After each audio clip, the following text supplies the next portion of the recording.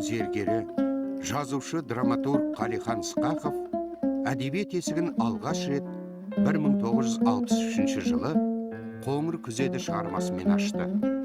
Атауы құлаққа өте қарапайым естілгенмен, аталмыш шығарма мазмұнның әсерлігімен, қаламгер тілінің шұрайлылығымен оқырман қауымды бірден баурап алды. Әдеби ортада жаңашыл туынды деп бағаланды. Қалихан ағамен таныса алмай жүргем.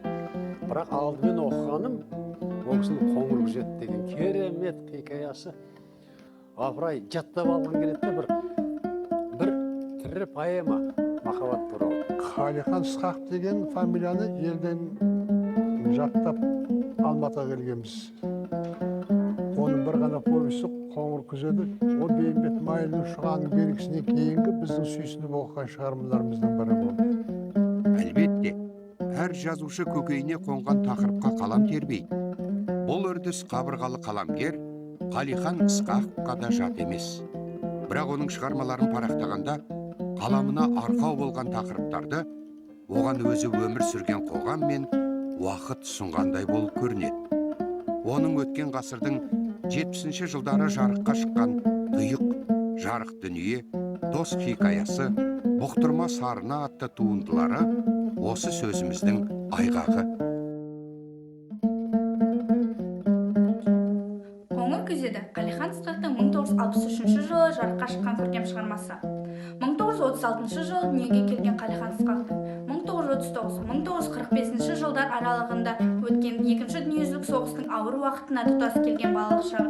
Қоңыр күзеді повестінің басты кейіпкерлері Қасым, Қомшабай және Алтындардың балалық шағымен өте ұқсас еді.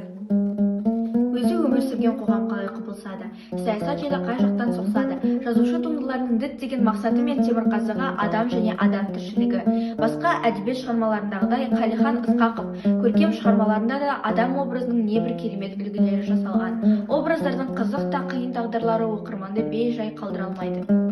Қызым 7-ші сынып оқып жүрген кезінде шешесінен айырылып тұл жетім қалады. Осы оқиғадан кейін оның немере ағасы Ыбырай бала Қасымды Топқайыңдағы мектеп-интернатқа орналастырады. Қалихан Ысқақов тумысынан суреткер, адам мінездерін дөп басып суреттейді. Өз шығармаларында ол адамның сыртқы пішінінен гөрі психологиялық мінезін суреттеуге ерекше көп мән береді.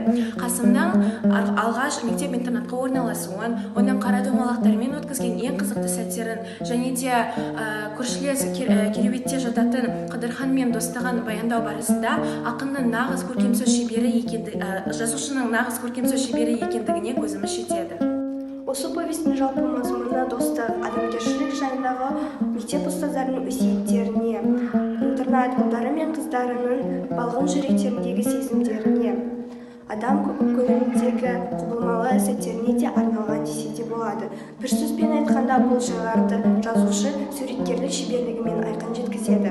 Оның қазақ әдебиетіне қосқан үлесі оқиғалар мен құбылыстардың айқындалуымен шектеледі.